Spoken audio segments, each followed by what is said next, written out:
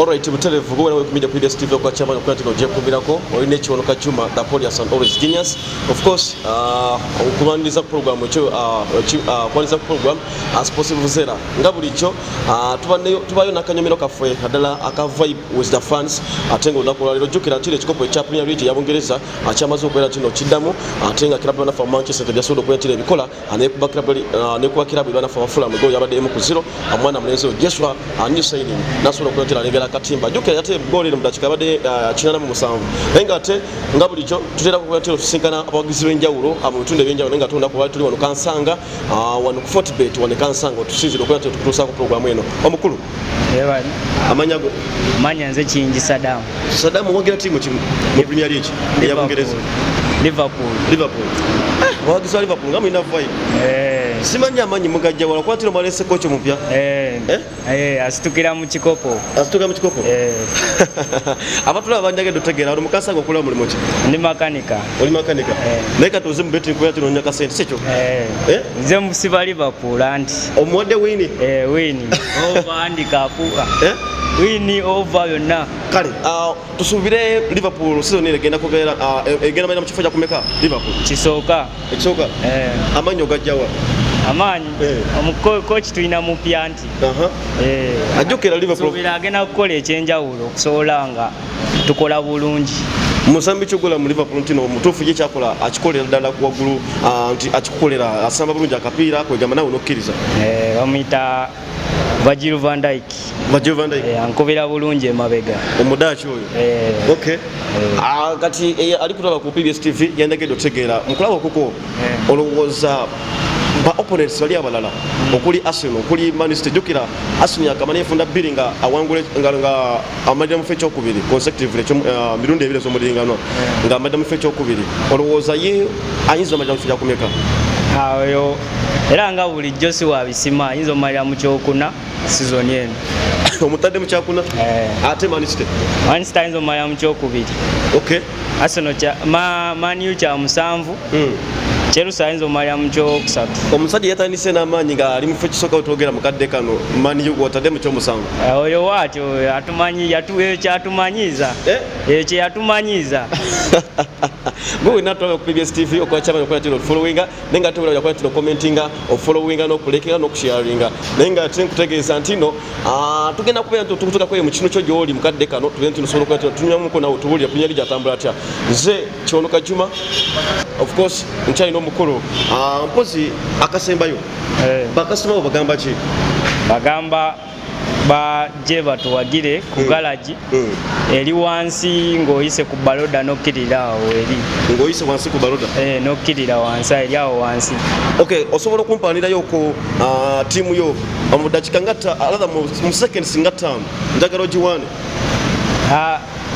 kyensinga okumanya nti egenda kola bulungi era tuyinza okusitukira mu bikopo bina season eno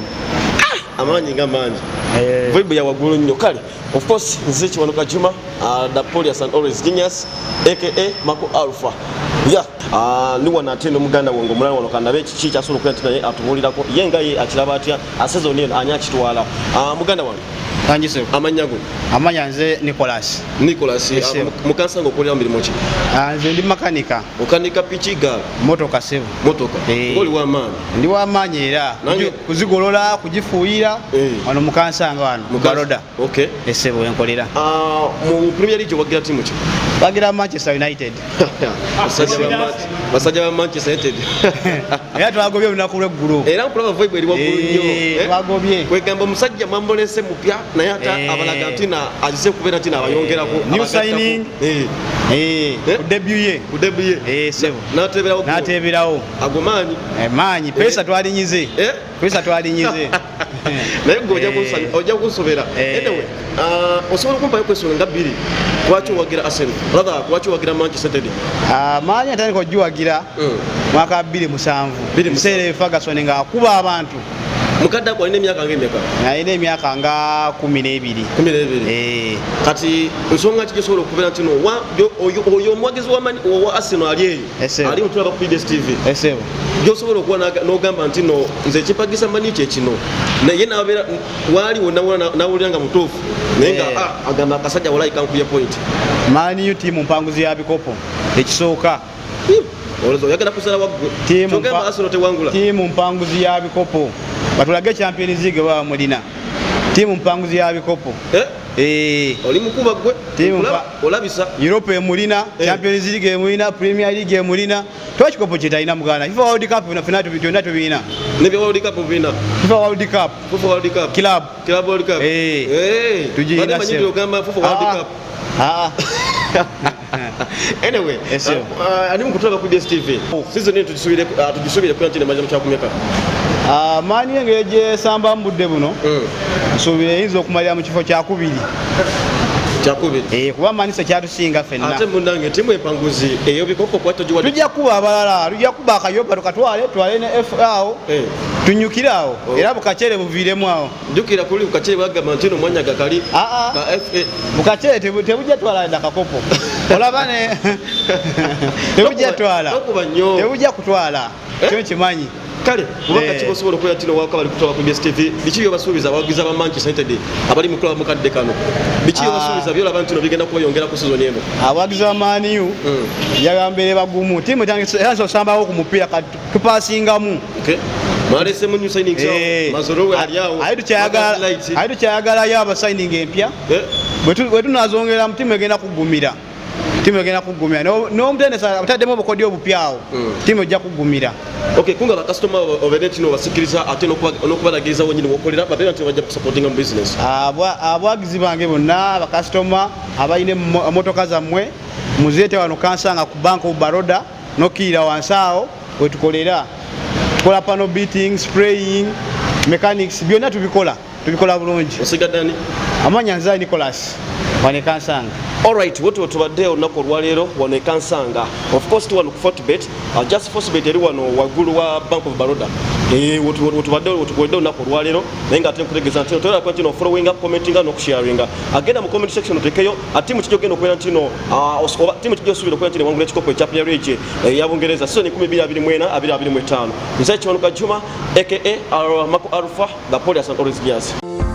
tusibwe byafeyo by'omuzanyiwo ne munne by'emizannyo omukukutivu Alpha Maka aka Kiwanuka Juma wano ku PBS TV Uganda. Cristiano Ronaldo, Messi n'abalala bangi ebyafeyo by'omuzannyiwo.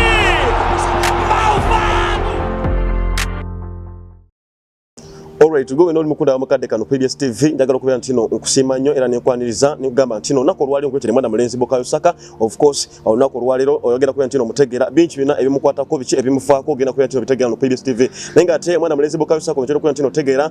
musambi ku club ebana for Arsenal Ghana azwali mugwanga era Bungereza era nga ku national team assembly egwanga eya England oyinzo kuyita Bungereza nenga ate nyago kutegeza Bukayo Saka amanya gama tufu ye mwana Mulenzi Bukayo ayonina Todidbo Saka era nga yazalibwa enaku z'omwezi nga 5 omwezi ogw'omwenda omwaka gwa 2021 era nga njaga kutegeza ntino Bukayo Saka ono yazalibwa mu kibuga kitwa London wali mu ggwanga erya England wetogera ayina emyaka 22 ez'obukulu naye nga ate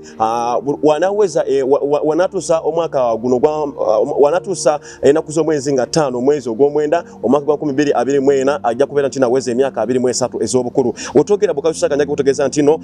azanyanga right winger oba omuwutanyi akukiraba banafu ba Arsenal Ghana ate ku ggwanga erya Bungereza wetogera mukadde kano Bukayo Saka ayina futi 5 n'obukutukutuku obugwirako bulinga 10 naye nga ate okyona kuya ntino otegeera omusambi nayambala shirt number 7 ku kirabu y'abanafu ba Arsenal Ghana ate kotale n'eggwanga erya England Bukayo Saka kyona kuya ntino otegeera Bukayo Saka yazalibwa n'abazadde babiri balambirira era nga abazadde bano balimu abazadde ba ggwanga erya Nigeria kitegeeza ntino Bukayo Saka ali mixed ayino omusayi ogwaba Nigeria kuba mami we bamwise mwana mami we omukyala gwe bayita Tadikinye atenga madadi we Yomi Isaka bona mzaza Nigeria era chovola abantu no Bukayo Saka alikuwa kakwate kugwanga erya Nigeria nenga ate njagala kutegeeza ntino Bukayo Saka ono kyono kwa ntino tegera ebirala ebimukwatako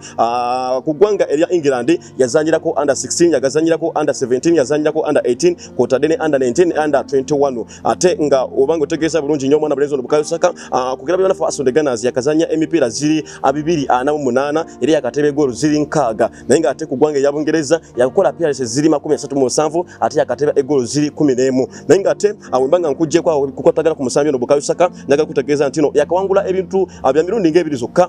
ndowooza tawangula ebikopo byawo bingi nnyo kulaba byafa Arsenal Gunners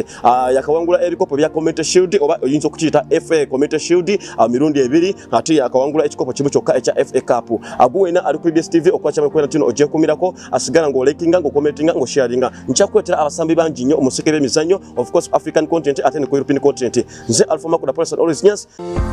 tusibwe ebyafaayo by'omuzannyiwo ne munne by'emizannyo omukukutivu Alpha Maka aka Kiwanuka Juma wano ku PBS TV Uganda. Cristiano Ronaldo, Messi n'abalala bangi ebyafaayo by'omuzannyiwo